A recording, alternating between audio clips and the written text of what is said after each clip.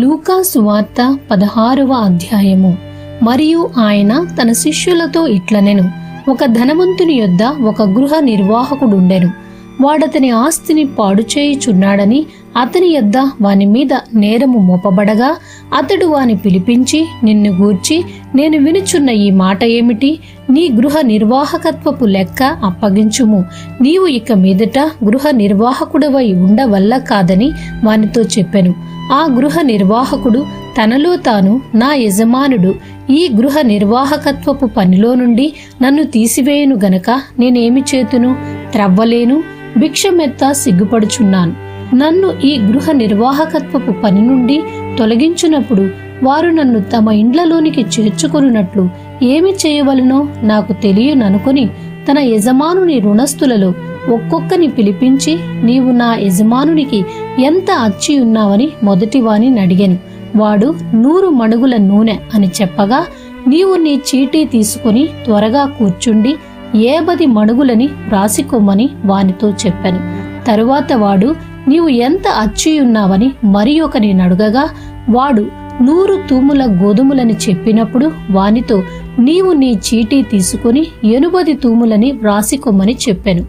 అన్యాయస్తుడైన ఆ గృహ నిర్వాహకుడు యుక్తిగా నడుచుకొనెనని వాని యజమానుడు వాని మెచ్చుకొనెను. వెలుగు సంబంధుల కంటే ఈ లోక సంబంధులు తమ తరమును బట్టి చూడగా యుక్తిపరులై ఉన్నారు. అన్యాయపు సిరి వలన మీకు స్నేహితులను సంపాదించుకొనుడి. ఎందుకనగా ఆ సిరి మిమ్మును వదిలిపోవునప్పుడు వారు నిత్యమైన నివాసములలో మిమ్మును చేర్చుకొందురని మీతో చెప్పుచున్నాను. మిక్కిలి కొంచెములో నమ్మకముగా ఉండువాడు ఎక్కువలోనూ నమ్మకముగా ఉండును.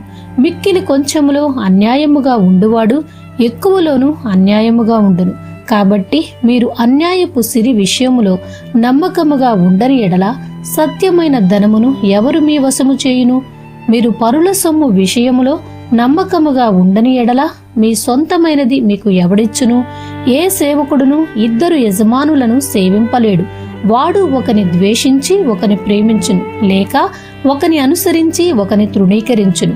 మీరు దేవునిని సిరిని సేవింపలేరని చెప్పెను. ధనాపేక్ష గల పరిసయ్యులు ఈ మాటలన్నీ విని ఆయనను అపహసించుచుండగా ఆయన, మీరు మనుష్యుల ఎదుట నీతిమంతులని అనిపించుకొనివారు, కాని దేవుడు మీ హృదయములను ఎరుగును. మనుష్యులలో ఘనముగా ఎంచబడునది దేవుని దృష్టికి అసహ్యము. యోహాను కాలము వరకు ధర్మశాస్త్రమును ప్రవక్తులను ఉండిరి. అప్పటి నుండి దేవుని రాజ్య సువార్త ప్రకటింపబడుచున్నది. ప్రతివాడును ఆ రాజ్యములో బలవంతముగా చొరబడుచున్నాడు. ధర్మశాస్త్రంలో ఒక పొల్లైనా తప్పిపోవుట కంటే ఆకాశమును భూమియు గతించిపోవుట సులభము. తన భార్యను విడనాడి మరియొకతను వివాహము చేసుకొని ప్రతివాడు వ్యభిచరించుచున్నాడు. భర్తను విడిచిన దానిని వివాహము చేసుకొనివాడు వ్యభిచరించుచున్నాడు. ధనవంతుడొకడుండెను. అతడు ఊదారంగు బట్టలను సన్నపు నార వస్త్రములను ధరించుకొని ప్రతిదినము బహుగా సుఖపడుచుండువాడు. లాజరు అను ఒక దరిద్రుడుండెను. వాడు కురుపులతో నిండినవాడై ధనవంతుని ఇంటి వాకిట పడియుండి అతని బల్ల మీద నుండి పడు రొట్టె ముక్కలతో ఆకలి తీర్చుకొనగోరెను. అంతేకాక కుక్కలు వచ్చి వాని కురుపులు నాకెను. ఆ దరిద్రుడు చనిపోయి దేవదూతల చేత అబ్రహాము రొమ్మున ఆనుకొనుటకు కొనిపోబడెను. ధనవంతుడు కూడా చనిపోయి పాతిపెట్టబడెను. అప్పుడతడు పాతాళములో బాధపడుచు కన్నులెత్తి దూరము నుండి అబ్రహామును అతని రొమ్మున ఆనుకుని ఉన్న లాజరును చూచి, తండ్రివైన అబ్రహామా, నా యందు కనికరపడి తన వ్రేలి కొనను నీళ్లలో ముంచి నా నాలుకను చల్లార్చుటకు లాజరును పంపుము. నేను ఈ అగ్ని జ్వాలలో యాతన పడుచున్నానని కేకలు వేసి చెప్పెను. అందుకు అబ్రహాము, కుమారుడా, నీవు నీ జీవిత కాలమందు నీకిష్టమైనట్టు సుఖము అనుభవించితివి. అలాగుననే లాజరు కష్టము అనుభవించనని జ్ఞాపకము చేసుకొను. ఇప్పుడైతే వాడు ఇక్కడ నెమ్మది పొందుచున్నాడు, నీవు యాతన పడుచున్నావు. అంతేకాక ఇక్కడ నుండి మీ యొద్దకు దాటగోరువారు దాటి పోజాలకుండునట్లును, అక్కడి వారు మా యొద్దకు దాటి రాజాలకుండునట్లును మాకును మీకును మధ్య మహా అగాధం ఉంచబడి ఉన్నదని చెప్పెను. అప్పుడతడు, తండ్రి, అలాగైతే నాకు 5 సహోదరులున్నారు. వారును ఈ వేదనకరమైన స్థలమునకు రాకుండా వారికి సాక్ష్యమిచ్చుటకై నా తండ్రి ఇంటికి వాని పంపవలెనని నిన్ను వేడుకొనుచున్నాను అనెను. అందుకు అబ్రహాము, వారి యొద్ద మోషేయు ప్రవక్తలును ఉన్నారు, వారి మాటలు వినవలెనని అతనితో చెప్పగా, అతడు, తండ్రివైన అబ్రహామా, అలాగు అనవద్దు. మృతులలో నుండి ఒకడు వారి యొద్దకు వెళ్లిన ఎడల వారు మారు మనసు పొందుదురని చెప్పెను. అందుకతడు, మోషేయు ప్రవక్తలును చెప్పిన మాటలు వారు వినని ఎడల మృతులలో నుండి ఒకడు లేచినను వారు నమ్మరని అతనితో చెప్పెననెను. 17వ అధ్యాయము. ఆయన తన శిష్యులతో ఇట్లనెను, అభ్యంతరములు రాకపోవుట అసాధ్యము కాని అవి ఎవని వలన వచ్చునో వానికి శ్రమ. వాడి చిన్నవారిలో ఒకనికి అభ్యంతరము కలుగచేయుట కంటే వాని మెడకు తిరుగటిరాయి కట్టబడి సముద్రములో పడద్రోయబడుట వానికి మేలు. మీ విషయమై మీరే జాగ్రత్తగా ఉండుడి. నీ సహోదరుడు తప్పిదము చేసిన ఎడల అతని గద్దించుము. అతడు మారు మనసు పొందిన ఎడల అతని క్షమించుము. అతడు ఒక దినమున 7 మారులు నీ ఎడల తప్పిదము చేసి 7 మారులు నీ వైపు తిరిగి మారు మనసు పొందితిననిన ఎడల అతని క్షమింపవలెననెను. అపోస్తలులు మా విశ్వాసము వృద్ధి పొందించుమని ప్రభువుతో చెప్పగా, ప్రభువు, మీరు ఆవగింజంత విశ్వాసము కలవారైతే ఈ కంబళి చెట్టును చూచి నీవు వేళ్లతో కూడా పెళ్లగింపబడి సముద్రములో నాటబడుమని చెప్పునప్పుడు అది మీకు లోబడును. దున్నువాడు కాని మేపువాడు కాని మీలో ఎవనికైనా ఒక దాసుడుండగా వాడు పొలంలో నుండి వచ్చినప్పుడు నీవు ఇప్పుడే వెళ్లి భోజనము చేయుమని వానితో చెప్పునా? చెప్పడు. అంతేగాక నేను భోజనము చేయుటకు ఏమైనను సిద్ధపరచి నడుము కట్టుకొని నేను అన్నపానములు పుచ్చుకొని వరకు నాకు పరిచారము చేయుము.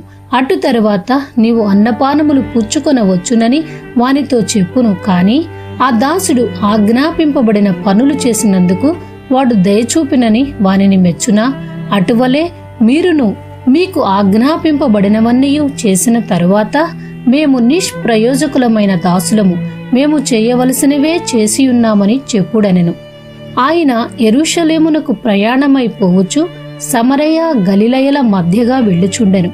ఆయన ఒక గ్రామంలోనికి వెళ్ళుచుండగా 10 మంది కుష్ఠరోగులు ఆయనకు ఎదురుగా వచ్చి దూరమున నిలిచి, యేసు ప్రభువా, మమ్ము కరుణించుమని కేకలు వేసిరి. ఆయన వారిని చూచి, మీరు వెళ్లి మిమ్మును యాజకులకు కనపరుచుకొనుడని వారితో చెప్పెను. వారు వెళ్ళుచుండగా శుద్ధులైరి. వారిలో ఒకడు తనకు స్వస్థత కలుగుట చూచి గొప్ప శబ్దముతో దేవుని మహిమపరచుచు తిరిగి వచ్చి ఆయనకు కృతజ్ఞతాస్తుతులు చెల్లించుచు ఆయన పాదముల యొద్ద సాగిలపడెను. వాడు సమరయుడు. అందుకు యేసు, 10 మంది శుద్ధులైరి కారా? ఆ 90 ఎక్కడా? ఈ అన్యుడు తప్ప దేవుని మహిమపరచుటకు తిరిగి వచ్చిన వాడెవడునూ అగపడలేదా అని చెప్పి, నీవు లేచిపోమ్ము, నీ విశ్వాసము నిన్ను స్వస్థపరచనని వానితో చెప్పెను.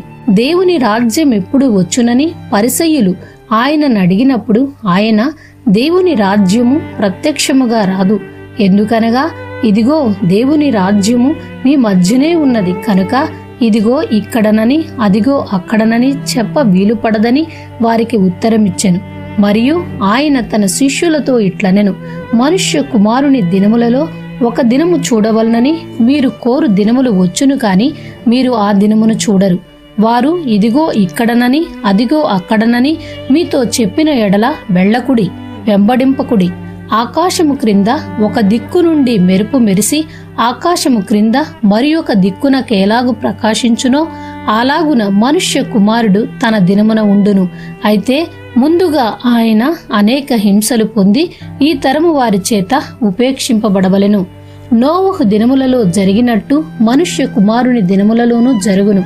నోవహు ఓడలోనికి వెళ్లిన దినము వరకు జనులు తినుచు త్రాగుచు పెండ్లాడుచు పెండ్లికి ఇయ్యబడుచూ నుండిరి. అంతలో జల ప్రళయము వచ్చి వారినందరినీ నాశనము చేసెను. లోతు దినములలో జరిగినట్టును జరుగును. జనులు తినుచు త్రాగుచు కొనుచు అమ్ముచు నారు నాటుచు ఇండ్లు కట్టుచూ నుండిరి. అయితే లోతు సొదొమ విడిచిపోయిన దినమున ఆకాశము నుండి అగ్ని గంధకములు కురిసి వారినందరినీ నాశనము చేసెను. ఆ ప్రకారమే మనుష్య కుమారుడు ప్రత్యక్షమగు దినమున జరుగును. ఆ దినమున మిద్దె మీద ఉండువాడు ఇంట ఉండు తన సామాగ్రిని తీసుకుని పోవుటకు దిగకూడదు. అలాగే పొలములో ఉండువాడును తిరిగి రాకూడదు. లోతు భార్యను జ్ఞాపకము చేసుకొనుడి. తన ప్రాణమును రక్షించుకొన గురువాడు దానిని పోగొట్టుకొనును, దాని పోగొట్టుకొనువాడు దానిని సజీవముగా కాపాడుకొనును. ఆ రాత్రి ఇద్దరొక్క మంచం మీద ఉందురు, వారిలో ఒకరు కొనిపోబడును, ఒకరు విడిచిపెట్టబడును. ఇద్దరు స్త్రీలు ఒక్క తిరుగలి విసరుచుందురు, ఒకతె కొనిపోబడును, ఒకతె విడిచిపెట్టబడుననెను. శిష్యులు, ప్రభువా, ఇది ఎక్కడ జరుగునని ఆయనను అడిగినందుకు ఆయన, పీనుగు ఎక్కడ ఉన్నదో అక్కడ గద్దలను పోగవునని వారితో చెప్పెను. 18వ అధ్యాయము. వారు విసుకక నిత్యము ప్రార్థన చేయుచుండవలెననుటకు ఆయన వారితో ఈ ఉపమానము చెప్పెను. దేవునికి భయపడకయు మనుష్యులను లక్ష్యపెట్టకయు నుండు ఒక న్యాయాధిపతి ఒక పట్టణంలో ఉండెను. ఆ పట్టణంలో ఒక విధవరాలును ఉండెను. ఆమె అతని యొద్దకు తరచుగా వచ్చి, నా ప్రతివాదికిని నాకును న్యాయము తీర్చుమని అడుగుచూ వచ్చెను. కాని అతడు కొంతకాలము ఒప్పకపోయెను. తరువాత అతడు, నేను దేవునికి భయపడకయు మనుష్యులను లక్ష్యపెట్టకయు ఉండినను ఈ విధవరాలు నన్ను తొందర పెట్టుచున్నది కనుక ఆమె మాటిమాటికి వచ్చి గోజాడకుండునట్లు ఆమెకు న్యాయము తీర్తునని తనలో తాను అనుకొనెను. మరియు ప్రభువిట్లనెను, అన్యాయస్తుడైన ఆ న్యాయాధిపతి చెప్పిన మాట వినుడి. దేవుడు తాను ఏర్పరుచుకొనిన వారు దివారాత్రులు తన్ను గూర్చి మొర్ర పెట్టుకొనుచుండగా వారికి న్యాయము తీర్చడా? ఆయన వారికి త్వరగా న్యాయము తీర్చును. వారి విషయమే గదా ఆయన దీర్ఘశాంతము చూపుచున్నాడని మీతో చెప్పుచున్నాను. అయినను మనుష్య కుమారుడు వచ్చినప్పుడు ఆయన భూమి మీద విశ్వాసము కనుగొనునా? తామే నీతిమంతులని తమ్ము నమ్ముకొని ఇతరులను తృణీకరించు కొందరితో ఆయన ఈ ఉపమానము చెప్పెను. ప్రార్థన చేయుటకై ఇద్దరు మనుష్యులు దేవాలయమునకు వెళ్ళిరి. వారిలో ఒకడు పరిసయ్యుడు, ఒకడు సుంకరి. పరిసయ్యుడు నిలువబడి, దేవా, నేను చోరులను, అన్యాయస్తులను, వ్యభిచారులు నైనా ఇతర మనుష్యుల వలెనైనను ఈ సుంకరి వలెనైనను ఉండనందుకు నీకు కృతజ్ఞతాస్తుతులు చెల్లించుచున్నాను. వారమునకు 2 మారులు ఉపవాసము చేయుచు నా సంపాదన అంతటిలో 10వ వంతు చెల్లించుచున్నానని తనలో తాను ప్రార్థించుచుండెను. అయితే సుంకరి దూరముగా నిలుచుండి ఆకాశము వైపు కన్నులెత్తుటకైనను ధైర్యము చాలక రొమ్ము కొట్టుకొనుచు, దేవా, పాపినైన నన్ను కరుణించుమని పలికెను. అతని కంటే ఇతడు నీతిమంతుడుగా తీర్చబడి తన ఇంటికి వెళ్ళెనని మీతో చెప్పుచున్నాను. తన్ను తాను హెచ్చించుకొనువాడు తగ్గింపబడుననియు, తన్ను తాను తగ్గించుకొనువాడు హెచ్చింపబడుననియు చెప్పెను.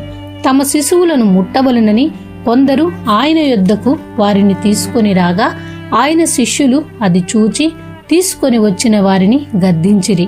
అయితే యేసు వారిని తన యొద్దకు పిలిచి, చిన్న బిడ్డలను ఆటంకపరచక వారిని నా యొద్దకు రానియుడి. దేవుని రాజ్యము ఈలాటి వారిది. చిన్న బిడ్డవలే దేవుని రాజ్యము అంగీకరింపనివాడు దానిలో ఎంత మాత్రమును ప్రవేశింపడని మీతో నిశ్చయముగా చెప్పుచున్నానెను. ఒక అధికారి ఆయనను చూచి, సద్బోధకుడా, నిత్య జీవమునకు వారసుడనగుటకు నేనేమి చేయవలెనని ఆయనను అడిగెను. అందుకు యేసు, నేను సత్పురుషుడనని ఎలా చెప్పుచున్నావు? దేవుడొక్కడే తప్ప మరి ఎవడును సత్పురుషుడు కాడు. వ్యభిచరింపవద్దు, నరహత్య చేయవద్దు, దొంగిలవద్దు, అబద్ధ సాక్ష్యము పలుకవద్దు, నీ తల్లిదండ్రులను సన్మానింపుమను ఆజ్ఞలను ఎరుగుదువు కదా అని అతనితో చెప్పెను. అందుకతడు, బాల్యము నుండి వీటన్నిటినీ అనుసరించుచునే ఉన్నానెను. యేసు విని, నీకింక ఒకటి కొదువుగా ఉన్నది. నీకు కలిగినవన్నీయు అమ్మి బీదలకిమ్ము, అప్పుడు పరలోకమందు నీకు ధనము కలుగును. నీవు వచ్చి నన్ను వెంబడింపుమని అతనితో చెప్పెను. అతడు మిక్కిలి ధనవంతుడు గనుక ఈ మాటలు విని మిక్కిలి వ్యసనపడగా యేసు అతని చూచి, ఆస్తి గలవారు దేవుని రాజ్యములో ప్రవేశించుట ఎంతో దుర్లభము. ధనవంతుడు దేవుని రాజ్యములో ప్రవేశించుట కంటే సూది బెజ్జములో ఒంటె దూరుట సులభమని చెప్పెను. ఇది వినిన వారు, అలాగైతే ఎవడు రక్షణ పొందగలడని అడుగగా ఆయన, మనుష్యులకు అసాధ్యములైనవి దేవునికి సాధ్యములని చెప్పెను. పేతురు, ఇదిగో, మేము మాకు కలిగినవి విడిచిపెట్టి నిన్ను వెంబడించితిమనగా ఆయన, దేవుని రాజ్యము నిమిత్తమై ఇంటినైనను, భార్యనైనను, అన్నదమ్ములనైనను, తల్లిదండ్రులనైనను, పిల్లలనైనను విడిచిపెట్టిన వాడెవడును ఇహమందు చాలా రెట్లును పరమందు నిత్య జీవమును పొందకపోడని నిశ్చయముగా మీతో చెప్పుచున్నానని వారితో అనెను. ఆయన తన 12 మంది శిష్యులను పిలిచి, ఇదిగో యెరూషలేమునకు వెళ్ళుచున్నాము. మనుష్య కుమారుని గూర్చి ప్రవక్తల చేత వ్రాయబడిన మాటలన్నీయూ నెరవేర్చబడును. ఆయన అన్యజనులకు అప్పగింపబడును. వారు ఆయనను అపహసించి అవమానపరిచి ఆయన మీద ఉమ్మివేసి ఆయనను కొరడాలతో కొట్టి చంపుదురు. 3వ దినమున ఆయన మరలా లేచునని చెప్పెను. వారు ఈ మాటలలో ఒకటైనను గ్రహింపలేదు. ఈ సంగతి వారికి మరుగు చేయబడను కనుక ఆయన చెప్పిన సంగతులు వారికి బోధపడలేదు. ఆయన యెరికో పట్టణమునకు సమీపించినప్పుడు ఒక గ్రుడ్డివాడు త్రోవ ప్రక్కన కూర్చుండి భిక్ష మడుగుకొనుచుండెను. జన సమూహము దాడిపోవుచున్నట్టు వాడు చప్పుడు విని ఇది ఏమని అడుగగా, వారు నజరేయుడైన యేసు ఈ మార్గమున వెళ్ళుచున్నాడని వానితో చెప్పిరి. అప్పుడు వాడు, యేసు, దావీదు కుమారుడా, నన్ను కరుణించుమని కేకలు వేయగా ఊరకుండుమని ముందర నడుచుచుండిన వారు వానిని గద్దించిరి. కాని వాడు మరి ఎక్కువగా, దావీదు కుమారుడా, నన్ను కరుణించుమని కేకలు వేసెను. అంతటా యేసు నిలిచి వానిని తన యొద్దకు తీసుకుని రమ్మనెను. వాడు దగ్గరకు వచ్చినప్పుడు ఆయన, నేను నీకేమి చేయగోరుచున్నావని అడుగగా, వాడు, ప్రభువా, చూపు పొందగోరుచున్నాను అనెను. యేసు, చూపు పొందుము, నీ విశ్వాసము నిన్ను స్వస్థపరచెనని వానితో చెప్పెను. వెంటనే వాడు చూపు పొంది దేవుని మహిమపరచుచు ఆయనను వెంబడించెను. ప్రజలందరూ అది చూచి దేవుని స్తోత్రము చేసిరి. ఆమేన్.